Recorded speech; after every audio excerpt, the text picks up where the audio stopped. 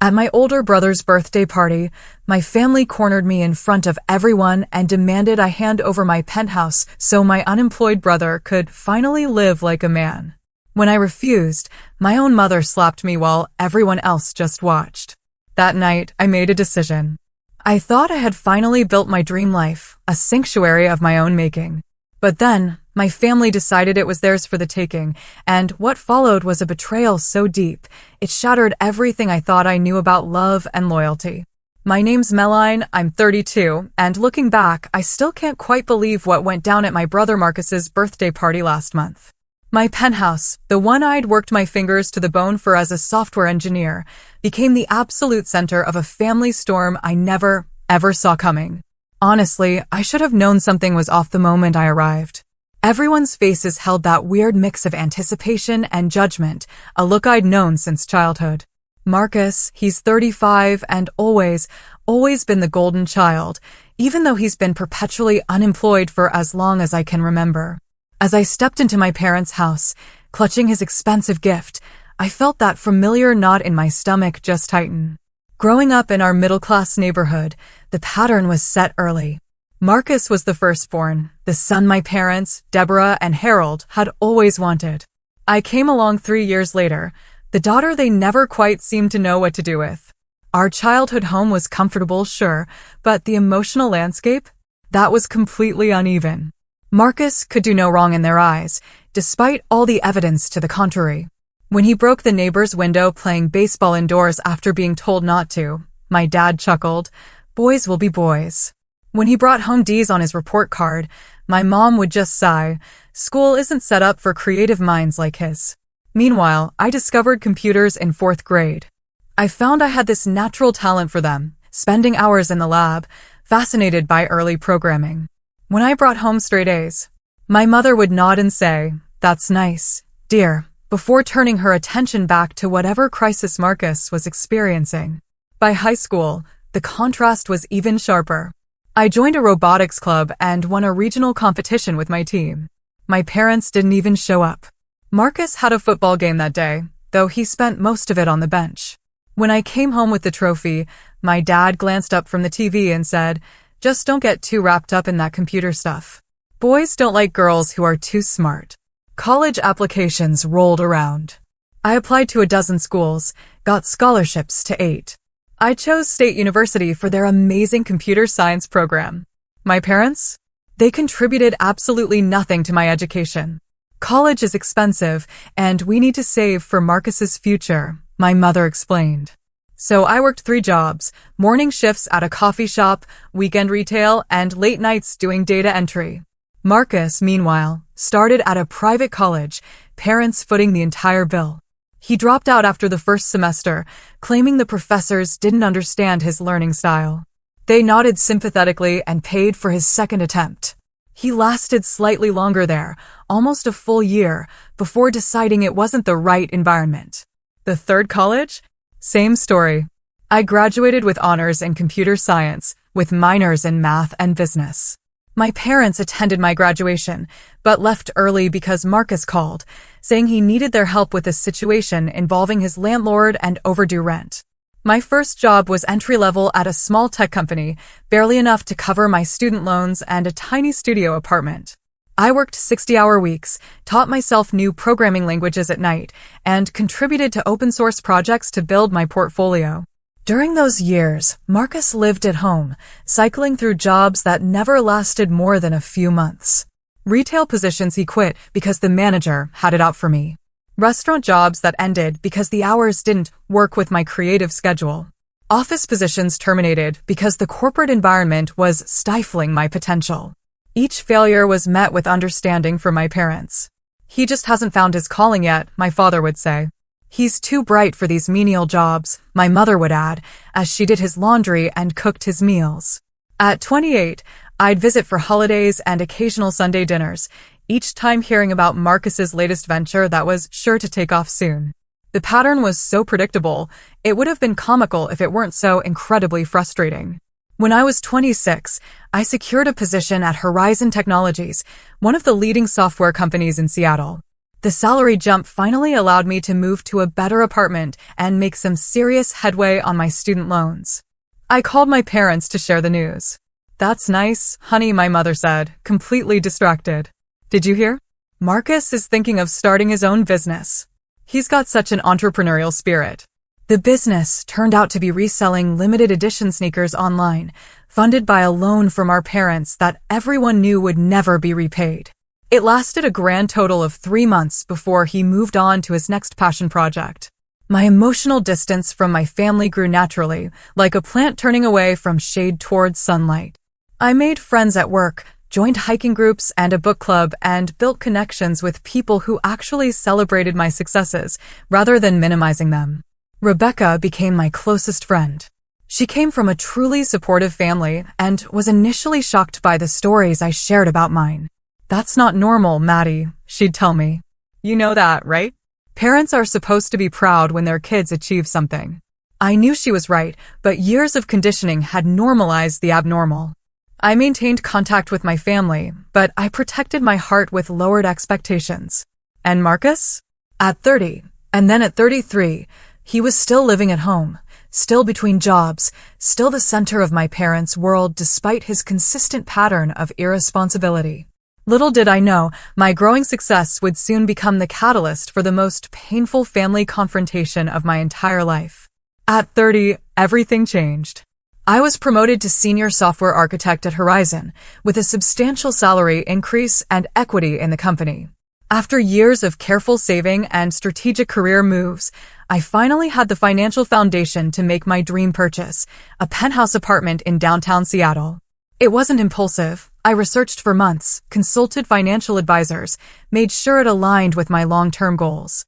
When I found the perfect place, a 2-bedroom penthouse on the 32nd floor of the Cascade building, I knew immediately it was mine.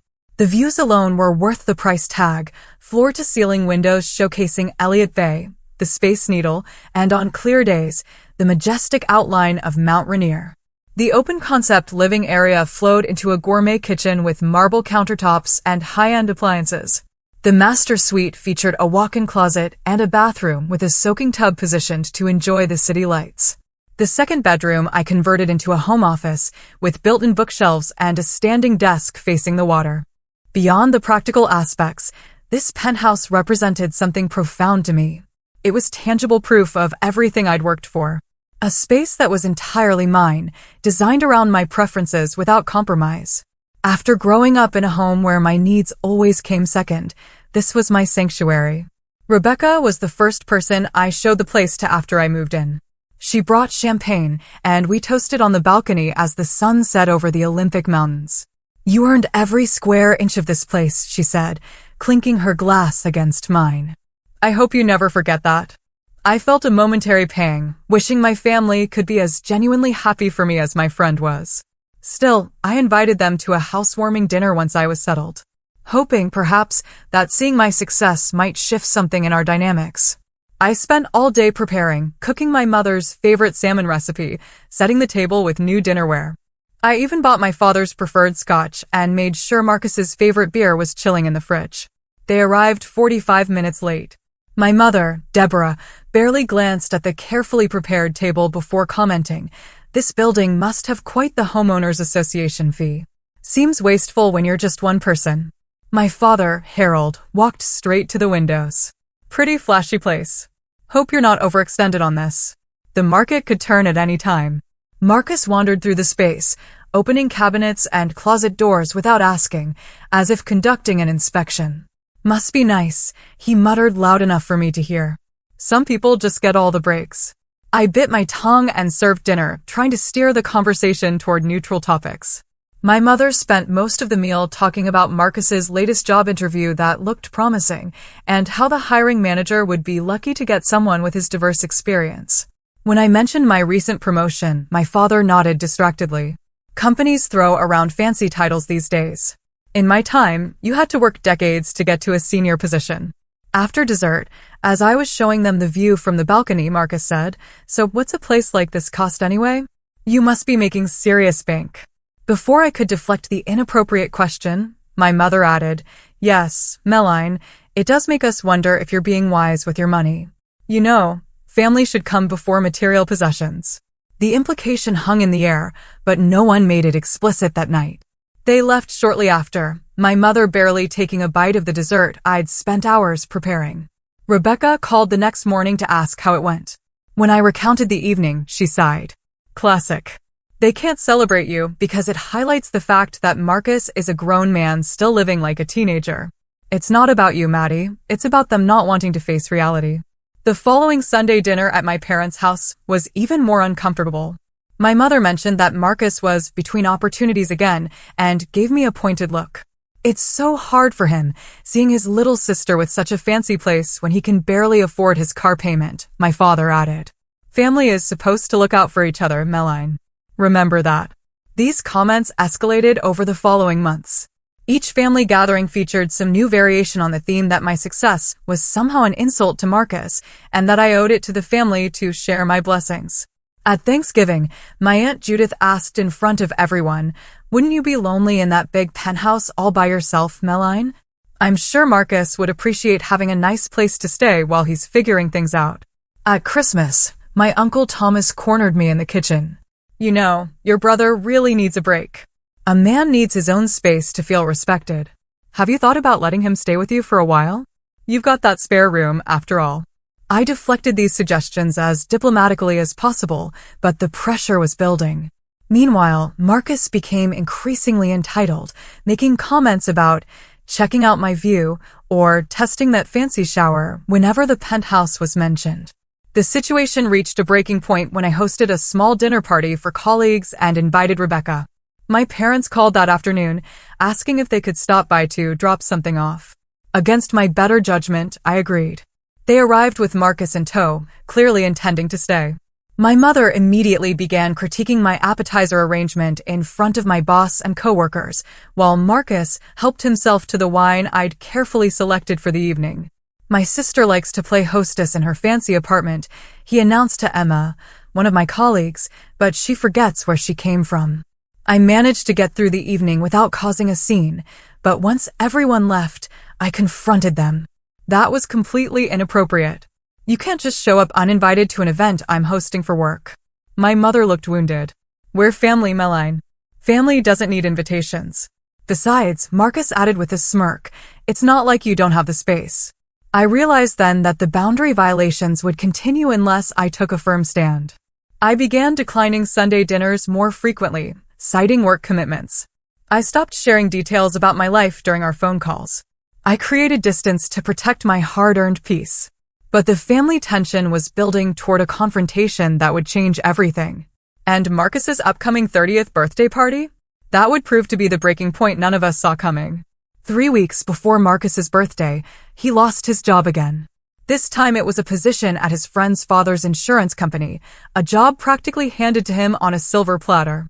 He lasted all of 2 months before being let go for inconsistent performance and attendance issues, though my parents insisted it was because the manager was threatened by Marcus's natural leadership qualities.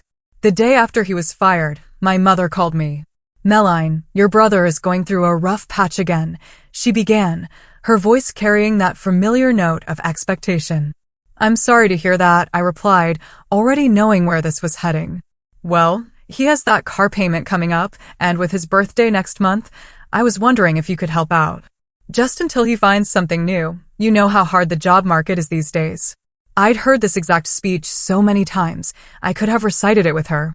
Against my better judgment, I sent Marcus $300 for his car payment, telling myself it was a one-time thing. 3 days later, my father called. "Your brother's rent is due, and you know how these landlords can be. No compassion for a temporary setback. Could you spot him just this once?" Another $1,200 transferred from my account to Marcus's. I told myself it was the last time, but the requests kept coming. Grocery money, utilities, a new suit for interviews. Each request framed as temporary, essential, and my familial duty. By the time Marcus's birthday approached, I'd given him nearly $3,000 in loans that we all knew would never be repaid. During a lunch break at work, I confided in my colleague Emma about the situation. "It's like I'm being punished for being responsible," I told her. "The more I achieve, the more they expect me to compensate for Marcus's failures." Emma, who came from a large family with healthy dynamics, shook her head. You need to set boundaries, Maddie. Clear, firm boundaries. Otherwise, this pattern will continue until you have nothing left to give. But they're family, I said, repeating the refrain that had been programmed into me since childhood. Family supports each other's growth, Emma replied. They don't sabotage it. What they're doing isn't love. It's enabling your brother and exploiting you. I knew she was right, but years of conditioning made the prospect of confrontation terrifying. Still, I resolved to begin setting limits after Marcus's birthday had passed. No need to create drama during a family celebration, I reasoned. The weekend before the party, I went shopping for Marcus's gift. Despite my frustration, some part of me still hoped that a thoughtful present might somehow bridge the growing chasm between us. I selected an expensive watch, far more than I should have spent given the recent loans, but I wanted to make a gesture that couldn't be criticized. That evening, my phone buzzed continuously with messages from various family members. From my mother, don't forget Marcus's favorite chocolate cake and wear something nice. Your Aunt Judith is coming from Portland. From my father, make sure you're on time for once. This is important to your mother. From my cousin Stephanie, looking forward to seeing you at the party. We need to catch up.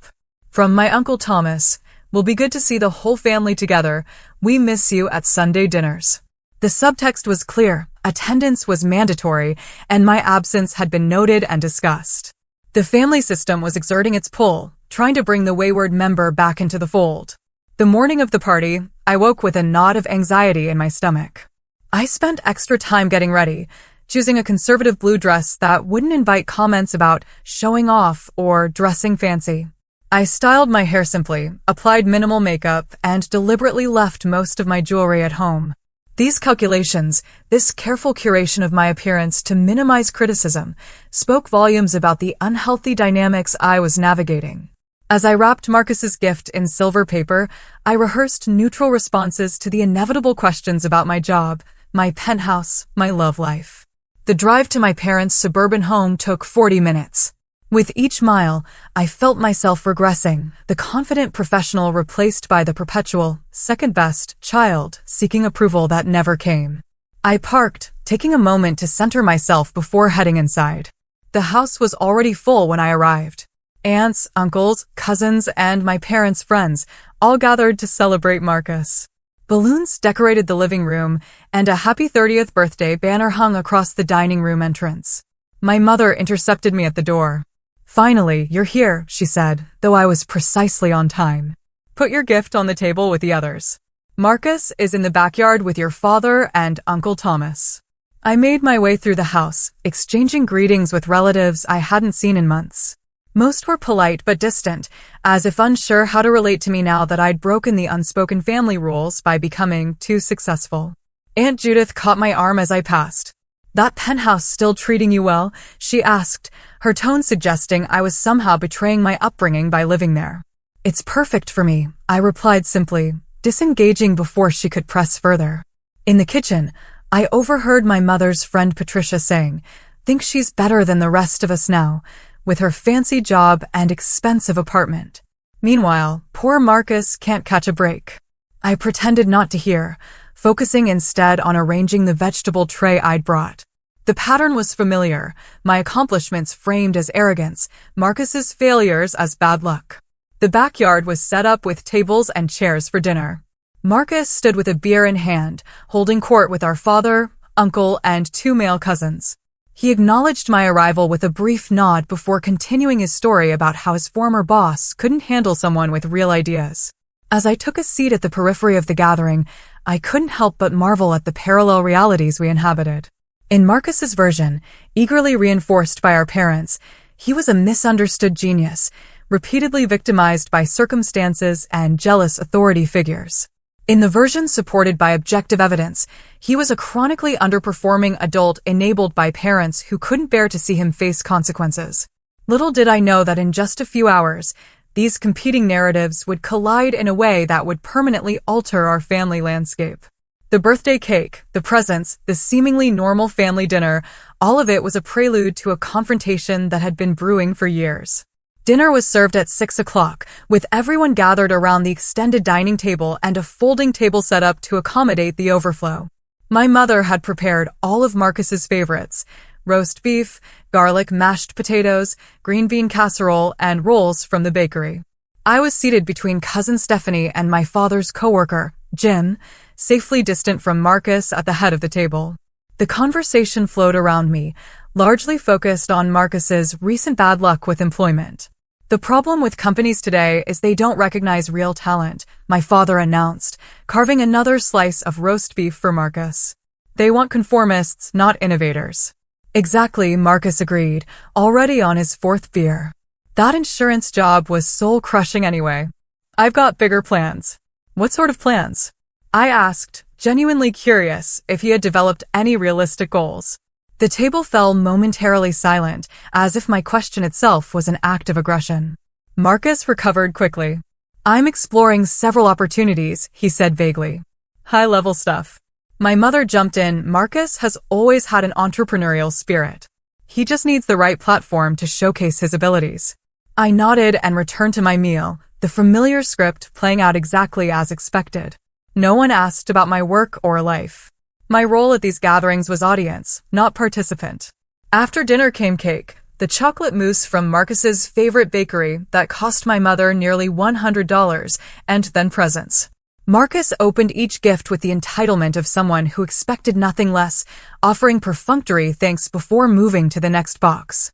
When he opened my gift, the expensive watch I'd chosen carefully based on a style he'd once admired, he barely glanced at it before setting it aside with a brief, "Thanks, sis." My mother, noticing his tepid response, quickly added, "Isn't that thoughtful of your sister, Marcus? She knows how much you appreciate quality timepieces."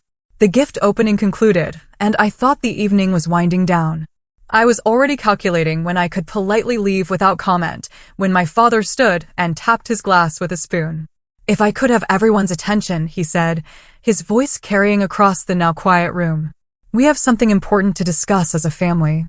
A chill ran through me. Something in his tone set off warning bells. "As you all know, Marcus has had some setbacks recently," my father continued.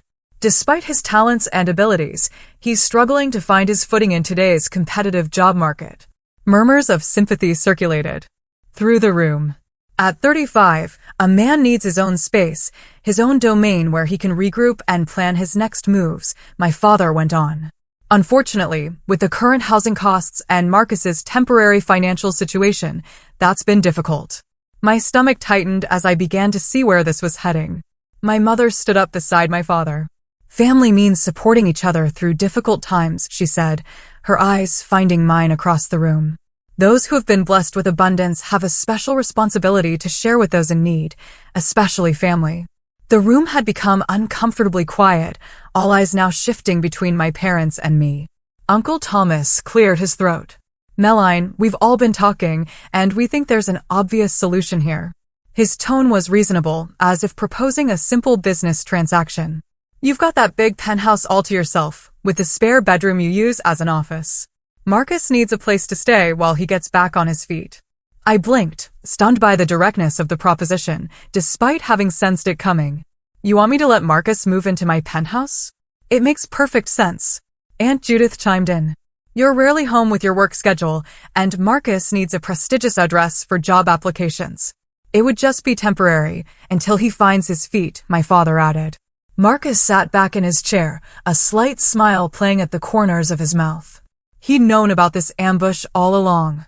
"I've put a lot of thought into this," he said, as if he'd been the one to come up with the idea. "It's the perfect solution. I'd take good care of the place, and you'd barely notice me there." I took a deep breath, trying to process what was happening. "My penthouse is my home," I said carefully. "I worked very hard for it. It's not an extra property I have lying around. It's where I live." "You can still live there," my mother said dismissively. "You'd just be sharing it with your brother, who needs help. That's what family does. Besides," my father added, "it's not like you had to struggle the way Marcus has. Everything's always come easily to you." The injustice of that statement momentarily robbed me of speech. I had worked multiple jobs through college while my parents paid Marcus's tuition at 3 different schools. I had saved for years while living in tiny apartments to afford the down payment on my home. Nothing had been handed to me. Quite the opposite. "I'm sorry," I said, finding my voice, "but that's not going to work for me." My home is my private space, and I need it to remain that way. The room temperature seemed to drop 10 degrees. So you're refusing to help your brother? My mother asked, her voice rising. After everything we've done for you? I've helped Marcus repeatedly, I replied, fighting to keep my tone even. I've given him thousands of dollars just in the last month. But moving him into my home is a boundary I'm not willing to cross. Boundaries? My father scoffed. This isn't therapy, Meline. This is family. There are no boundaries in family. There should be, I countered. Healthy relationships require respect for each other's space and choices. Uncle Thomas leaned forward. Listen, Meline, no one's asking you to give up your penthouse, just to share it until Marcus gets on his feet. 6 months tops. We all know it would never be 6 months, I said, the words escaping before I could filter them. And it's not just about time. It's about respect for the choices I've made and the life I've built.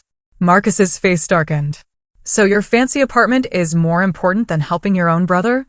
Nice to know where your priorities lie, sis.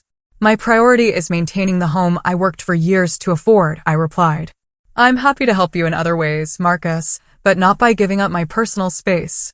You're being selfish and unreasonable, my mother snapped. After everything we've done for you, this is how you repay us? By refusing to help your brother when he needs it most. The gaslighting was so blatant it would have been comical in any other context. What exactly had they done for me beyond providing basic necessities in childhood?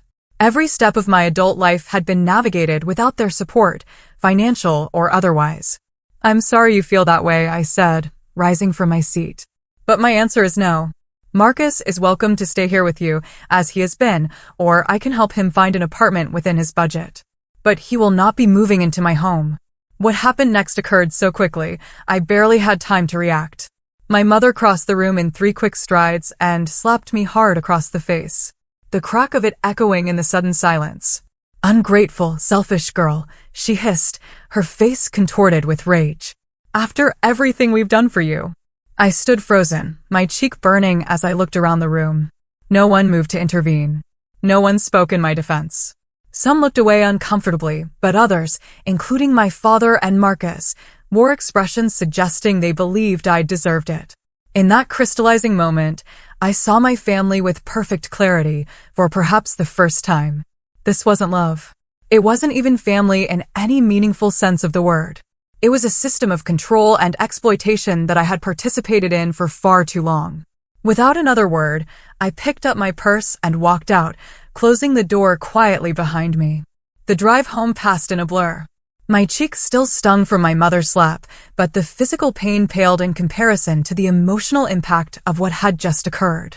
I had been publicly humiliated, assaulted, and abandoned by every family member present, all because I refused to surrender my home to a 35-year-old man who had never taken responsibility for himself. As I pulled into my building's garage, the tears I'd been holding back finally broke free. I sat in my car, sobbing uncontrollably, grateful for the privacy of the underground parking level. The security guard, Carl, noticed me as he made his rounds and approached with concern. Miss Williams, are you all right? He asked, keeping a respectful distance. I quickly wiped my eyes. I'm fine, just a difficult family situation. Thank you for checking. No problem. Let me know if you need anything, he replied kindly before continuing his patrol. Inside my penthouse, my sanctuary that my family had tried to claim, I collapsed on the sofa. The beautiful nighttime view of Seattle, a stark contrast to the ugliness I'd just experienced. I called Rebecca, needing to process what had happened with someone who actually cared about my well-being. Maddie, what's wrong? She answered, immediately picking up on the distress in my voice. They ambushed me, I managed, before breaking down again. Between sobs, I recounted the evening's events, culminating in my mother's slap and the family's silent complicity. Oh my God, Maddie, Rebecca gasped. That's assault. Your own mother hit you in front of everyone? And nobody did anything? Nobody, I confirmed. They all just watched. I think some of them were glad she did it. That's beyond dysfunctional, Rebecca said firmly. That's abusive. You know that, right? What they did, what they've been doing is abusive. Hearing the words spoken aloud was both shocking and clarifying. Abuse. I'd always thought of my family as difficult, dysfunctional, frustrating, but had avoided labeling their behavior as abusive. Yet what else could you call a mother slapping her adult daughter for refusing to give up her home? I don't know what to do now, I admitted. Do I just never speak to them again? You don't have to make any permanent decisions tonight, Rebecca said gently. Right now, focus on taking care of yourself. Tomorrow, we can talk about next steps. Do you want me to come over? No, it's late. I'll be okay. I just needed to tell someone who wouldn't think I deserved it. You absolutely did not deserve it, Maddie.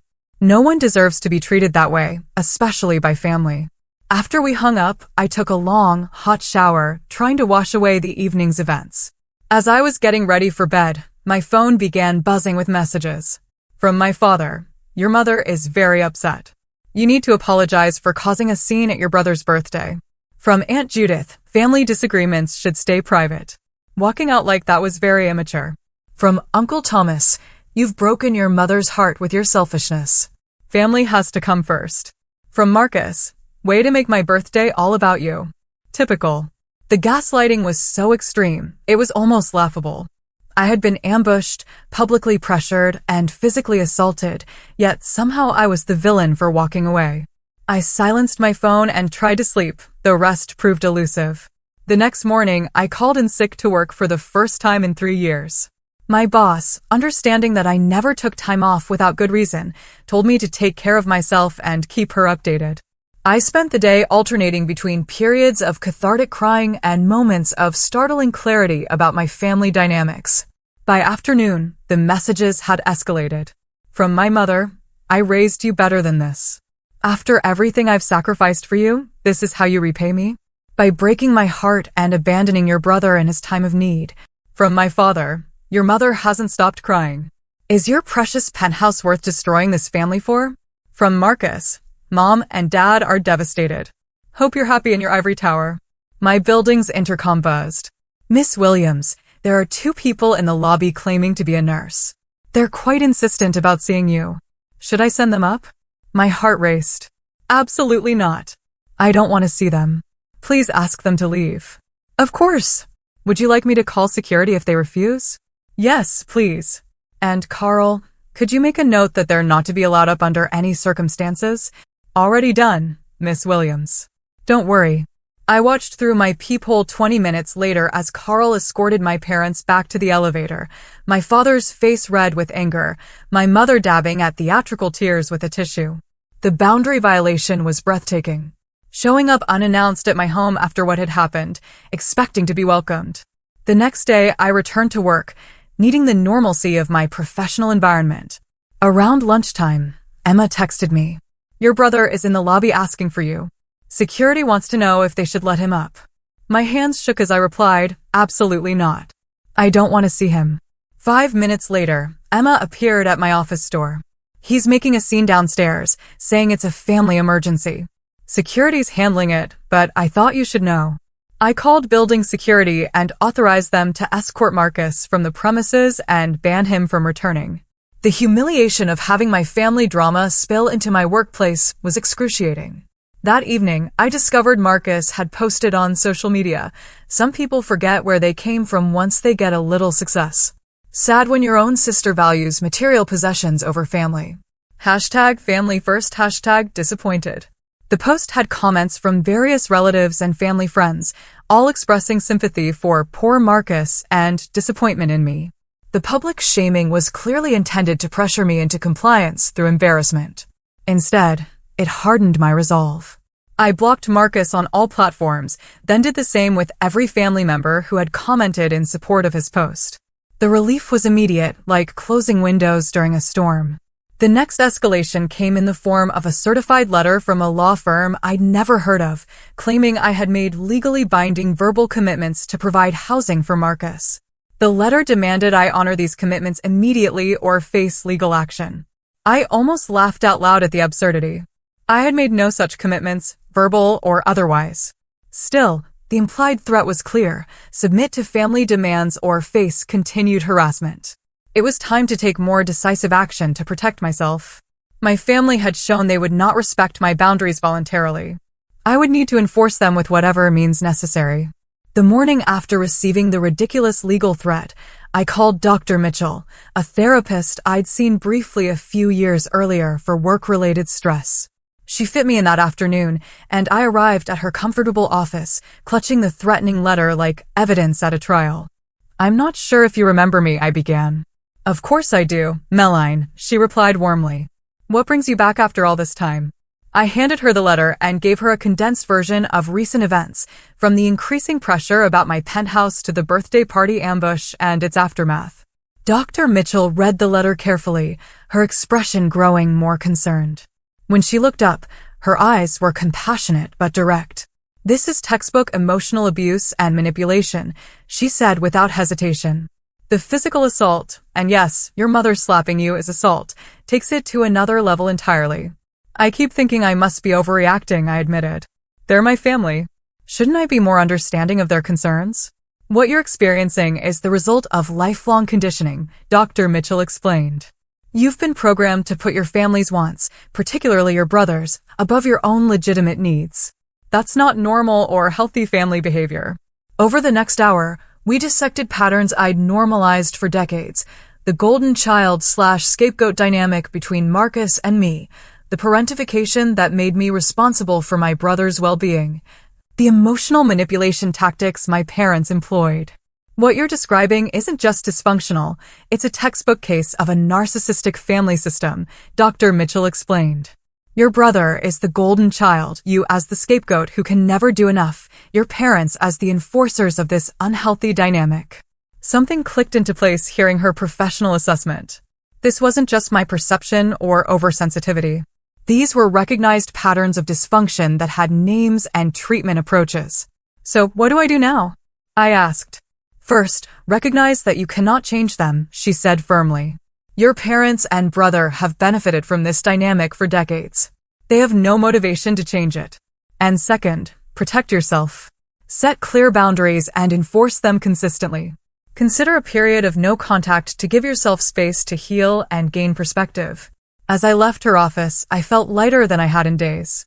The validation from a professional that I wasn't crazy or selfish was profoundly healing. That evening, I began researching family dynamics and narcissistic family systems. The literature described my experience with such accuracy it was unsettling, like reading a case study about my own life. I found online support groups for adult children of narcissistic parents and spent hours reading stories disturbingly similar to mine. The next day, I contacted a security consultant recommended by my company and had additional measures installed at my penthouse, a doorbell camera, enhanced locks, and a security protocol with my building's front desk. I wasn't taking any chances after Marcus's attempt to enter my workplace. I also consulted Jessica, a lawyer friend, about the threatening letter. "This is laughable," she said after reviewing it. "There's no legal basis whatsoever. It's a scare tactic, nothing more." "Should I respond?" I asked. "Actually, yes," Jessica said. "I'll draft a cease and desist letter, making it clear that any further harassment, legal threats, showing up at your home or workplace, or public defamation on social media will result in you pursuing legal remedies, including a restraining order if necessary." The formal response felt empowering. I was no longer simply reacting to their attacks, but taking proactive steps to protect myself. A few days later, I received a text from my cousin Stephanie. "Can we talk?" Not everyone in the family agreed with what happened. We met at a coffee shop far from my apartment and workplace. Stephanie had always been somewhat of an outsider in the family herself, the artistic one who chose theater over the business career her parents had planned for her. "What happened at the party was wrong," she said immediately. "I should have said something, and I'm sorry I didn't." "Thank you," I said, genuinely moved by her acknowledgement. "It means a lot to hear that." "I've been where you are," she continued. "When I chose theater school instead of business college, my parents cut me off financially. Your mom, my Aunt Deborah, told them they were right to do it, that I needed to learn my lesson. But Uncle Harold secretly sent me money for books and supplies." "My dad did that?" I was stunned. My father had always seemed completely aligned with my mother's treatment of me. "He's more complex than he appears," Stephanie said, "but he's weak. He won't stand up to your mother or admit Marcus needs real help, not enabling." Our conversation continued for hours as we shared experiences of being family outcasts. Stephanie had eventually established boundaries with her parents and now had a relationship with them that, while not perfect, was at least manageable. Distance helped, she advised. I moved to Portland, limited contact to scheduled calls and visits, and refused to discuss certain topics. It was hard at first, but now they mostly respect my boundaries. Back at home, I felt less alone, knowing at least one family member understood and supported me. That small validation gave me strength for what I needed to do next.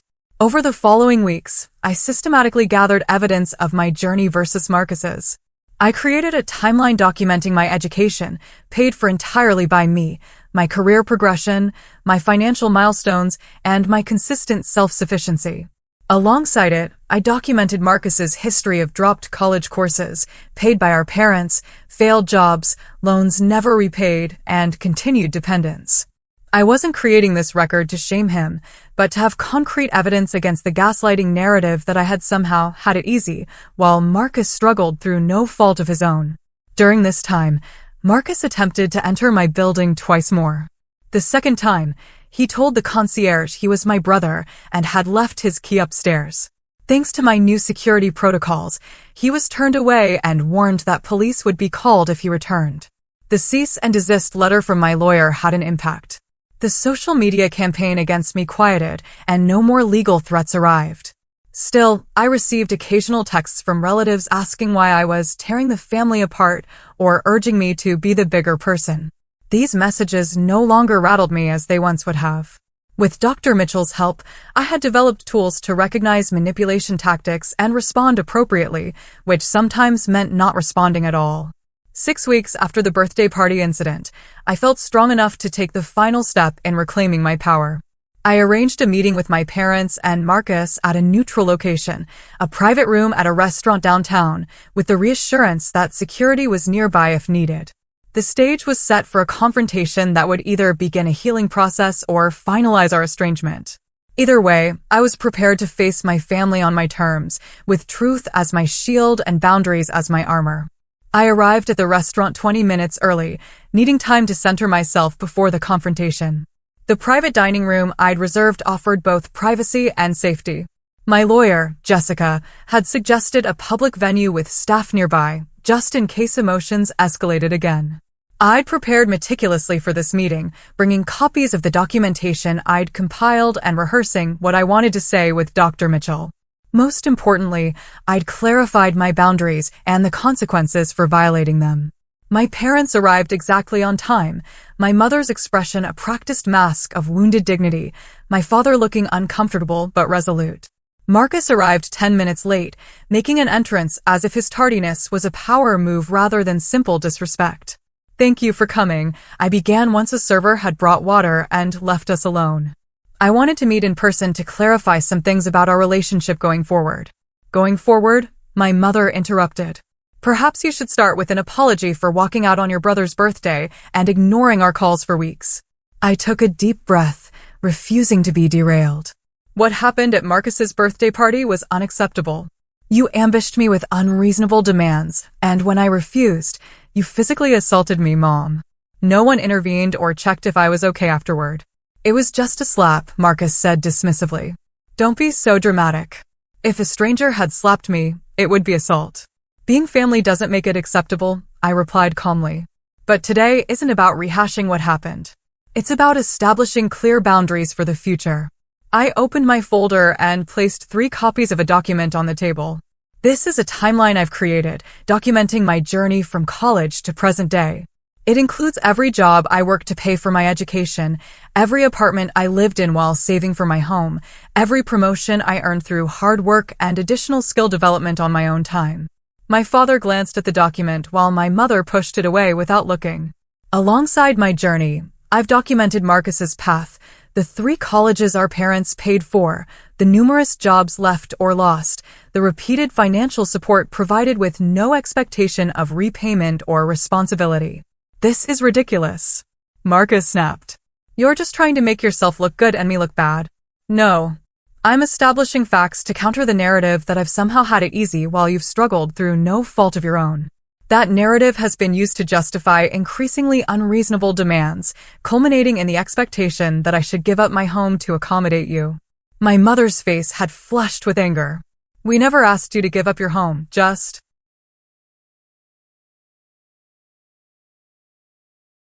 To share it temporarily. A distinction without a difference, I replied. My home is my private space, earned through years of hard work and sacrifice. No one has the right to demand access to it, family or otherwise. So, what is this meeting about? My father asked, speaking for the first time. Just to show us how much better you think you are. No, it's to establish clear boundaries going forward. I placed another document on the table. These are my terms for continuing a relationship with each of you. The document was simple and direct. 1. No further requests for financial support for Marcus.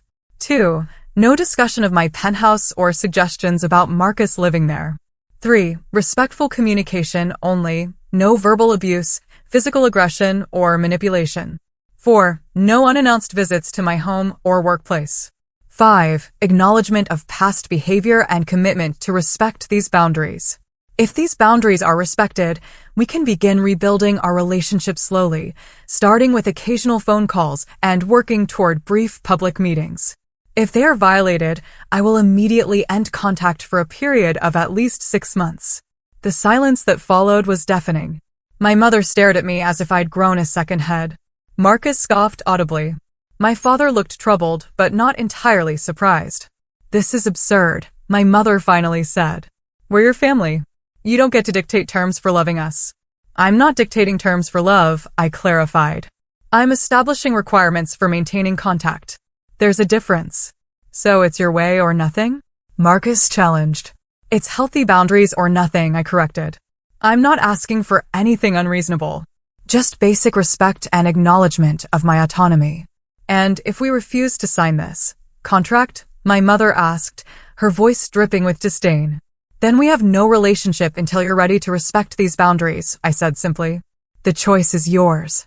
What followed was exactly what Dr. Mitchell had prepared me for, a tantrum of epic proportions. My mother cried, my father appealed to family loyalty, and Marcus alternated between sullen silence and outbursts about my superiority complex. When emotional manipulation failed to move me, my mother switched tactics. If you do this, if you cut us off, don't expect to ever be welcomed back, she threatened. You'll regret throwing away your family over your selfish pride.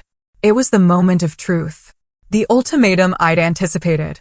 In the past, such a threat would have immediately brought me back in line, terrified of losing the only family I had, however dysfunctional. But something had fundamentally shifted in me. I realized with perfect clarity that what I was being offered wasn't really family at all.